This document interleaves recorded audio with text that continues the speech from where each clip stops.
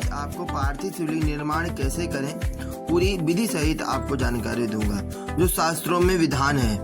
चंदन आपको चाहिए, मिट्टी चाहिए, बेलपत्री तालाब की या जो भी आपके यहाँ पर नजदीक गमला भी हो, और उसकी मिट्टी और जल, बेलपत्र आपको चाहिए निर्माण के लिए, और चंदन इत्र सुगंधित कोई चीज द्रव्य जो हो, जो मट्टी में मिल सके वो चाहिए। शिव पुराण विद्येश्वर संहिता अध्याय 20 के अनुसार पवित्र स्थान की मिट्टी से शिवलिंग का निर्माण करना चाहिए। ब्राह्मण सफेद मिट्टी से बनाएंगे, क्षत्रिय लाल मिट्टी से बनाएंगे, वैश्य पीली मिट्टी से बनाएंगे और शूद्र द्वारा काली मिट्टी का उपयोग किया जाना चाहिए। आपको मिट्टी तो पता ही हो गई कैसे। हमको अच्छी तरह से मिट्टी को जो है मिला लेते हैं जल में, और जल गंगा जल हो। आप लोगों ने अभी संगम स्नान किए ही होगा, सबके घर पे संगम का जल होगा।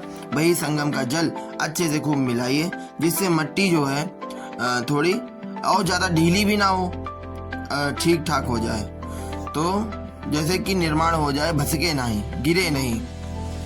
ठीक है, तो आप निर्माण करेंगे भगवान का, धीरे धीरे से उसको मिलाएंगे आराम से। फिर एक लिंक की पहले सर्वप्रथम पहले तो सब विशेष कर ध्यान यही ले देना है कि आपको जलहरी का मुख जो होगा वह उत्तर की दिशा, जिधर तरफ की गंगा जी का वो है उसी दिशा में आपको जलहरी रखनी है। सबसे विशेष ध्यान आपको देना है इस पे। और बेलपत्र के नीचे ही शिवलिंग को स्थापित करना है, ये नहीं तो पूर्णतः ये स्थापित हो जाता है। अगर बेलपत्र के नीचे नहीं आप स्थापित करते हैं तो आप बेलपत्र के नीचे बाबा को स्थान दीजिए। फिर आप लिंग को धरिए, पहले लिंग को बनाना है, फिर उसको नीचे ही जलाधारी को स्थान देना है।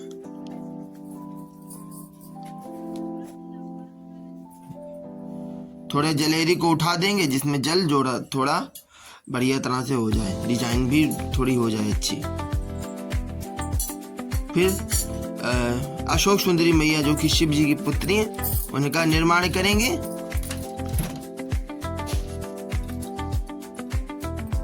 बड़े हिसाब से उनका जो है निर्माण होगा।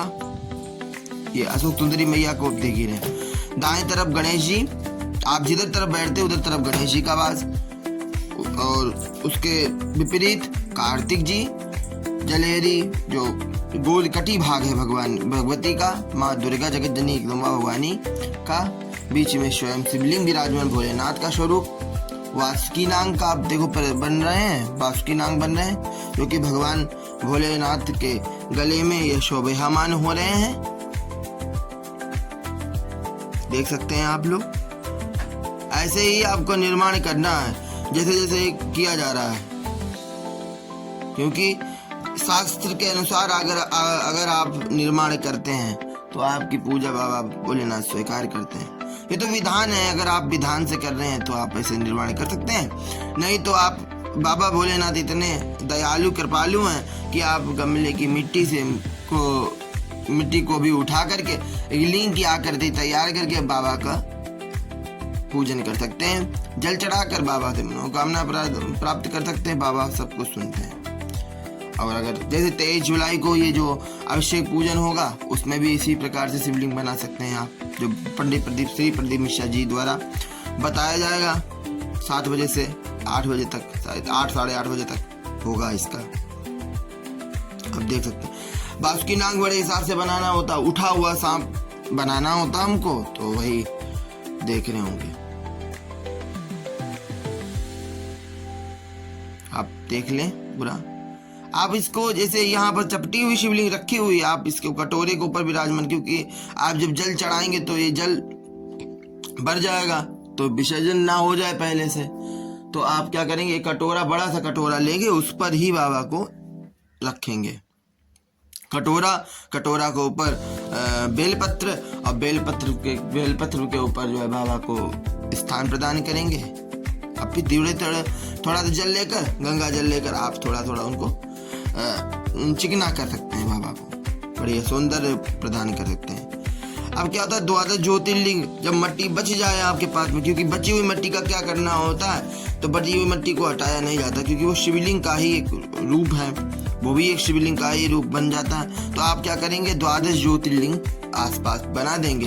ये ध्यान रखेंगे कि ये द्वादश ज्योतिर्लिंग का स्वरूप मैंने बनाया है। अगर आपकी ज़्यादा मिट्टी बच रही, क्योंकि एक अंगुष्ठ के आकार का ही शिवलिंग बनना चाहिए, इससे ज़्यादा बनना नहीं चाहिए।